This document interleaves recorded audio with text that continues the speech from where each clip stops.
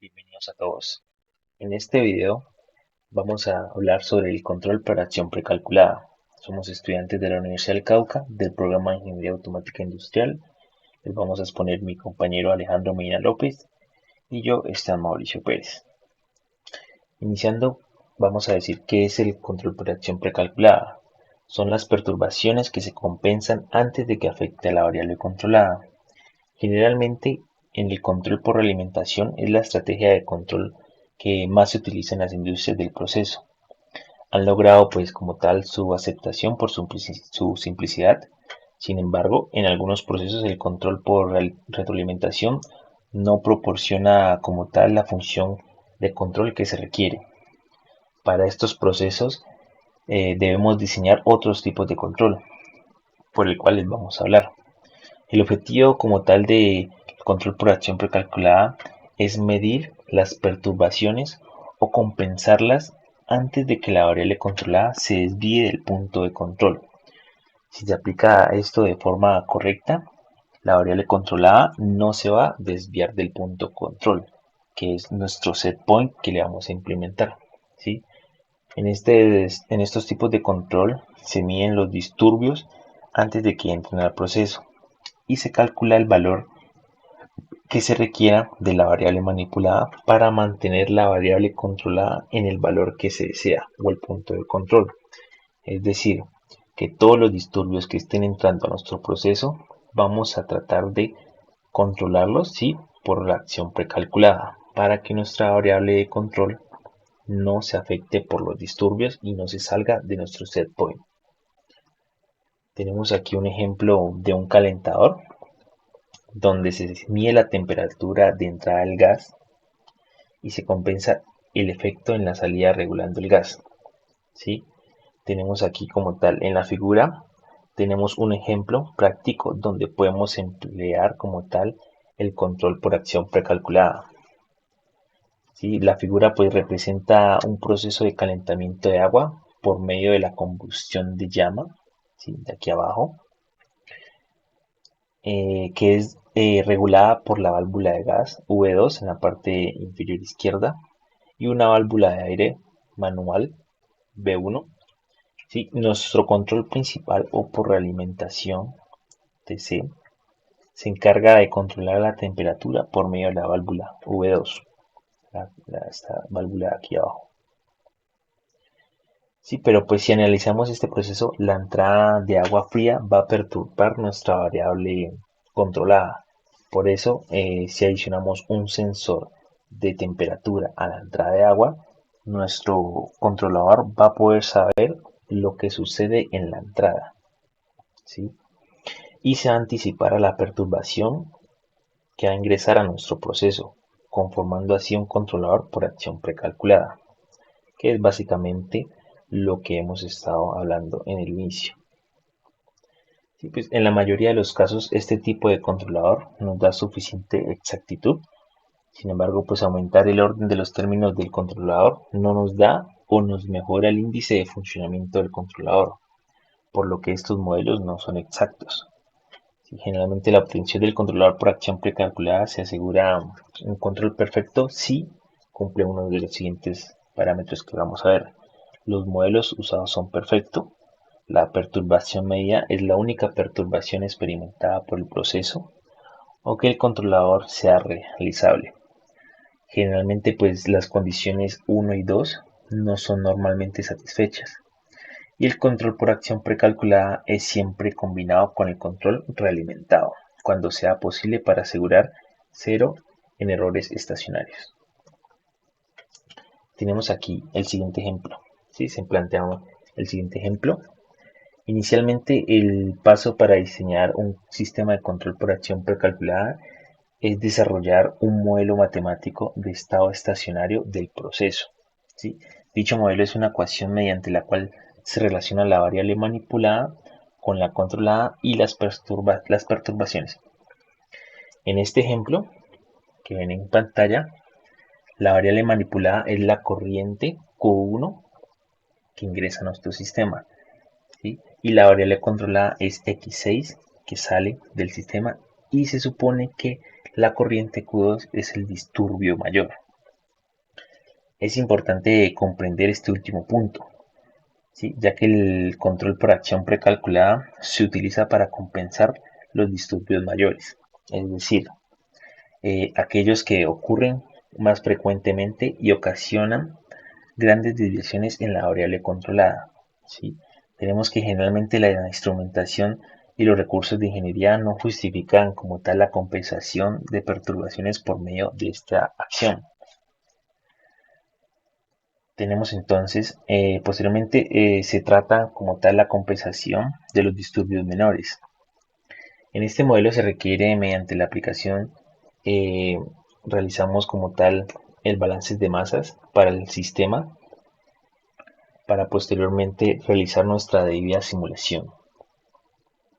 Ya mi compañero les va a seguir hablando sobre la simulación de este sistema que acabamos de presentar. Para proseguir ahora con la explicación con respecto al modelo y a la simulación, vamos a tomar de ejemplo el, el ejercicio que tenemos en el libro, donde tenemos tres tanques, en cada uno ingresan dos flujos y al finalizar tendríamos un flujo Q6 con una concentración Q6. Este primer ejemplo tiene un control cascada en donde se va a medir la concentración de salida y aquí mismo el lazo interno va a tener un control del flujo Q1. Vamos a revisar en un inicio los bloques. El sistema completo pues que muestro aquí es en principio es el control cascada y se va a comparar con respecto al control por acción precalculada. Ingresaremos al bloque en donde tendremos aquí el ingreso de todos los flujos y después de las concentraciones.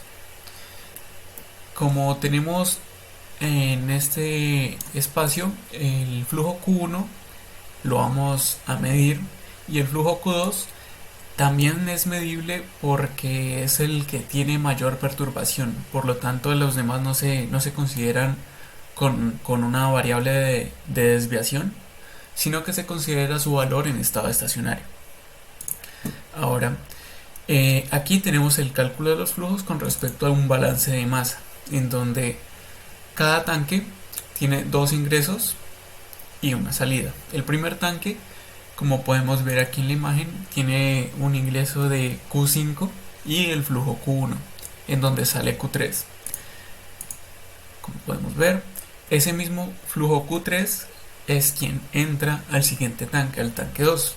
Entonces en el tanque 2 ingresa el flujo Q3 y también ingresa el flujo Q2. Así como el flujo 4 ingresa junto con el flujo Q7 y de salida tenemos un flujo Q6. Puede verse aquí representado. Ahora, para los flujos y el balance que se va a realizar, puede verse aquí. En el libro también está toda la explicación, pero lo que nos va a interesar en principio va a ser este balance de concentración y al finalizar el cálculo total que vamos a necesitar. Lo que se debe saber es qué flujo se necesita en Q1 porque es ese flujo que nosotros podemos manipular cuando este valor de X6 nosotros lo ponemos, va a ser un valor fijo. Entonces constantemente se va a detectar, se va a medir el valor de Q2 y con respecto a Q2 y con ese valor que nosotros queremos que permanezca en la concentración de la salida final de Q6, vamos a obtener el valor que debe tener Q1 para que el sistema se controle. Por lo que veremos aquí en el diagrama de bloques salida. Estos aquí son los bloques de concentración. Ingresan los dos flujos. Por ejemplo, en el primero va a ingresar el flujo Q5 y el flujo Q1 y con su correspondiente concentración.